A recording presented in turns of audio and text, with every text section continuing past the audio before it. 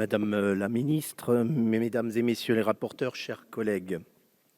Avant d'entrer dans le vif du sujet, j'aimerais souligner le caractère singulier de la politique de sécurité civile. Cette politique est largement décentralisée et c'est pourquoi le budget du programme budgétaire qui est consacré peut apparaître faible comparé aux autres programmes de la mission sécurité. 570 millions d'euros en crédit de paiement pour l'année 2022. Ce sont bien pourtant les collectivités locales qui fournissent l'essentiel de l'effort, 5 milliards d'euros tous les ans, pour financer les services départementaux d'incendie et de secours. L'État a donc un rôle subsidiaire, certes, pour ce qui est du budget, mais c'est un acteur essentiel dans la définition d'une stratégie nationale, dans l'acquisition et l'entretien des moyens nationaux, avions, hélicoptères, et dans la coordination des acteurs qui sont très divers, sapeurs-pompiers professionnels, sapeurs-pompiers volontaires, associations agréées, services de secours relevant du ministère de la Santé et bien d'autres partenaires encore. L'État gère aussi les crises de grande ampleur, trop grandes pour être gérées au niveau local.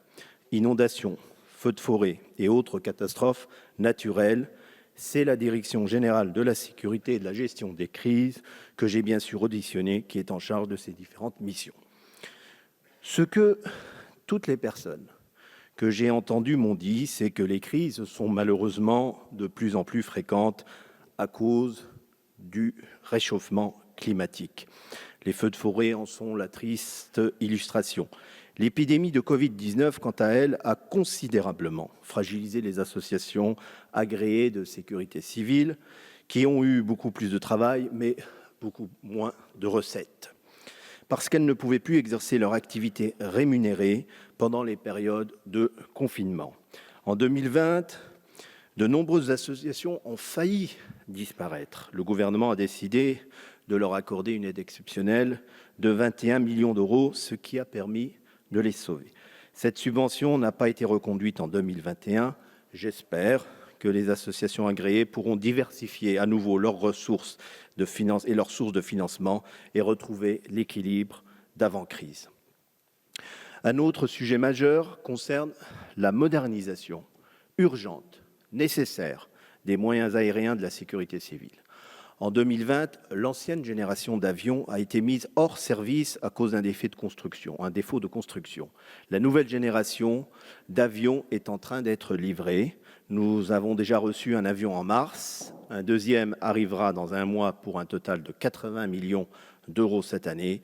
Un nouvel avion sera livré l'an prochain et un dernier avion en 2022. Grâce à cet effort d'investissement, les indicateurs de performance liés à la lutte contre les feux de forêt sont en constante progression. C'est la modernisation de la flotte des hélicoptères qui nécessitera certainement le plus d'investissement dans les années à venir. En effet, la sécurité civile est censée disposer de 38 hélicoptères pour remplir son contrat opérationnel. Or, 4 hélicoptères ont été perdus dans des accidents ces dernières années. Dans le cadre du plan de relance, il a été décidé, et c'est une très excellente chose, de racheter 2 hélicoptères, mais il en manquera toujours 2. J'alerte donc sur le fait que ces hélicoptères en moins causent une sursollicitation des appareils existants qui s'usent prématurément et coûtent très cher à l'entretien. À moyen terme, il faudra donc faire un effort d'investissement supplémentaire pour réduire les dépenses de fonctionnement et améliorer nos capacités opérationnelles. Je termine sur un dernier enjeu qui me permettra d'être plus dans la prospective ou la perspective d'avenir, le système d'information et de commandement unifié de la sécurité civile, NexSIS 1812.